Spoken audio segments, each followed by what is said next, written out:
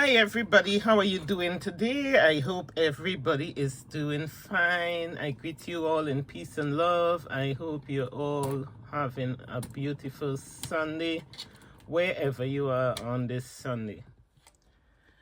People, I am going to share another video with you all here about the cats and the Tokoloshes.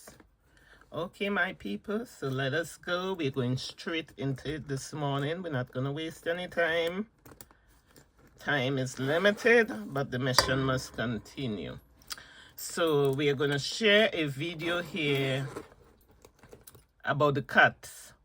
Remember I said my ex used to have a cat that he used as a Tokoloshe, and he sacrificed his wife's womb to that cat, and the cat brought him wealth. So every now and then when I find these interested Tokoloshe cat story, I will bring it to your attention. So let's get into it this morning. Straight into this Tokoloshe cat story. Let's listen what she got to say. It's like this. Hello, how are you? Can you please post my own story? Is anonymous. So it all started when we were fighting for my father's inheritance. Like, it was brutal, really brutal. When your parent has passed away, that is when you will start to show each other your true colors, because you will be fighting for what you would have left behind. So it was a soul-destroying battles in court. My siblings and I, we were at each other's throats, each of us determined to take as much as we could. It was not about money anymore. It was almost about like pride and revenge, wanting to revenge your siblings, maybe for some unfinished business. What happened was that my dad, he thought that he was going to live forever. My father died without a will, and he had a very big estate. The estate was large. He had lands, properties, and some businesses. So we hated each other by the end of it, and I could not let them win. So I can blame my father as well, because when my father was sick, what I will do is that if I would take him so that he can stay with me, he will start to tell me all the bad things that were being said by my siblings. Obviously, then I would respond to him, telling him what I felt about what he would be telling me about my siblings. If it ever happens that he would go and stay with my cousins, and then you would be telling my cousins all of those things that I would have told him when he was staying with me. So this made us to hate each other so much as a family, like we were just beyond that point where as a family we could sort each other out. We had burnt all the bridges, just like one of my cousin's sister had told me. She said that she was willing to burn all the bridges, and she wished not to see me anymore as her relative.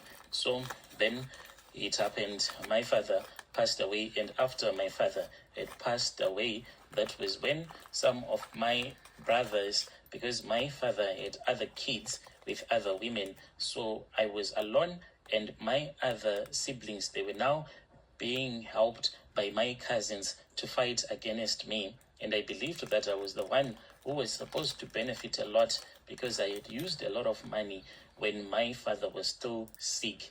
And when I looked at the situation, I saw that I was losing ground, because it seemed as if the whole family, they were now against me. I was losing ground in court, and I knew that if I did not do something drastic, I would end up with nothing. That was when I think I made the biggest mistake of my life. Originally, I had once dated this other guy who was from Zim, who had since relocated to the UK. So I spoke with him about my situation. He then gave me some contacts. After he had given me some contacts of this other woman, and he told me that the woman, she was the one who had helped him so that he can get his visas. His visas will not get denied. The time when he was sorting his papers to leave South Africa to go to the UK, he told me that this woman had been helping people. Usually your Zim lawyers, they always go to her so that they can win impossible battles, court cases, even business takeovers, things that seemed hopeless. When I asked for her help, she agreed but there was a cost, she said, not just money, there was so much more. So I went there the first time, then she gave me some charms, and when I returned back to my country, indeed I saw that the charms, they were truly working. One night she called me and she told me that she wanted to come to South Africa because there were some things that were supposed to be done at my house. How could I have ever known that this woman, she had a troublesome Tokoloshe that she had been trying to sell to those people that wanted to do money-making rituals, and she was looking for someone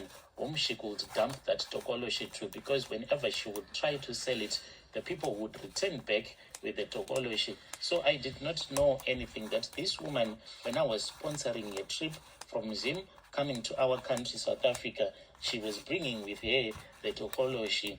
And when she had given me the charms to carry with me to court and instructed me how I was supposed to perform before each and every hearing, miraculously, the court began ruling in my favor. My siblings were shocked, even my cousins, those that hated me, they were truly shocked. I could see the frustration in their eyes every time I won.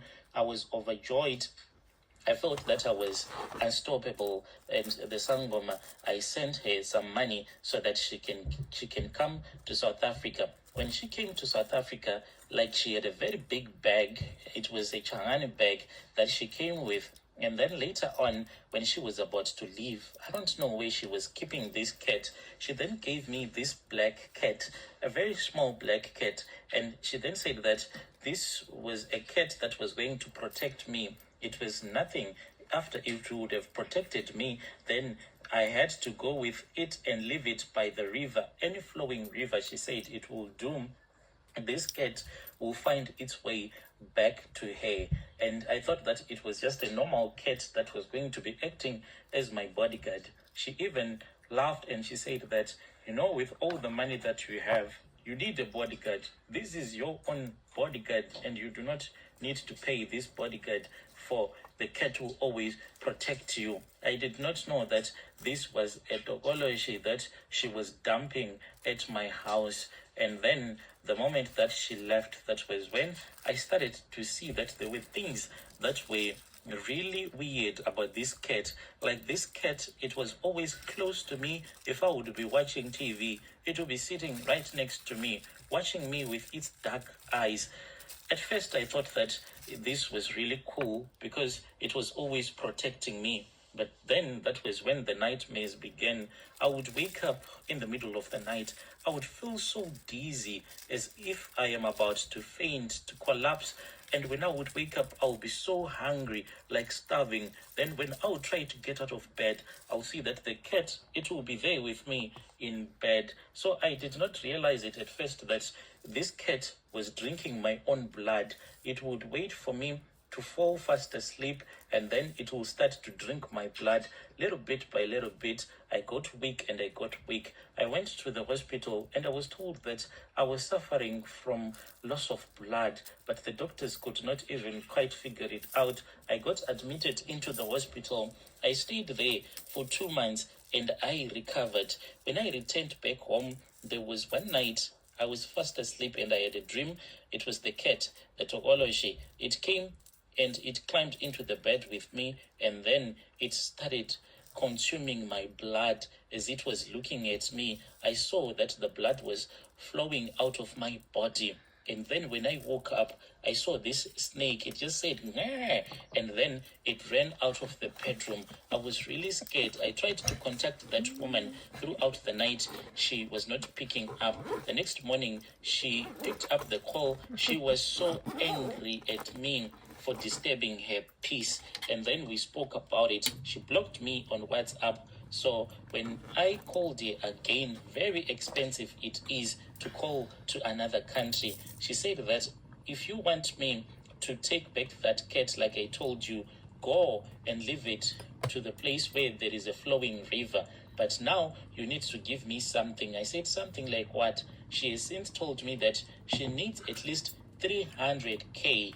And this is the only money that she's going to accept so that she can take the Tokoloshe. I said, how am I going to give you that 300K if it happens that I have it? She said, You just put it in a bag. Just buy a Shangani bag and then place the money in there. Throw it into the river. That money will find itself at my doorstep. So this is where I am. I want to ask people from Zim, is there any other way for me to throw away this Tokoloshe without paying this woman, or I am already stuck with this thing for the rest of my life? Dear listeners, right, there was a message that was sent to me by one of our admin who helped us with this translation. Oh yes, dear sister, that is what happened to you. In Shona, they call it kurasira mepo. It means that one gets tired of their Tokoloshe, then they find someone who does not know, then they just give you something, and when you accept, it might be money or a gift or whatever. The moment that you take that thing from the person, then it means that the Tokoloshe, the spirit of that Tokoloshe, will keep on following you. And then now this traditional healer is almost like scamming you, because the only way that she can accept it back, it is because she is demanding money from you. Strange things do happen, my people. Strange things do happen. Stay away from witchcraft. Stay away from evil charms. Stay away from juju. Stay away from the devil. He have nothing good to offer you. Stay blessed, my people. Have a beautiful Sunday wherever you are. Peace and love.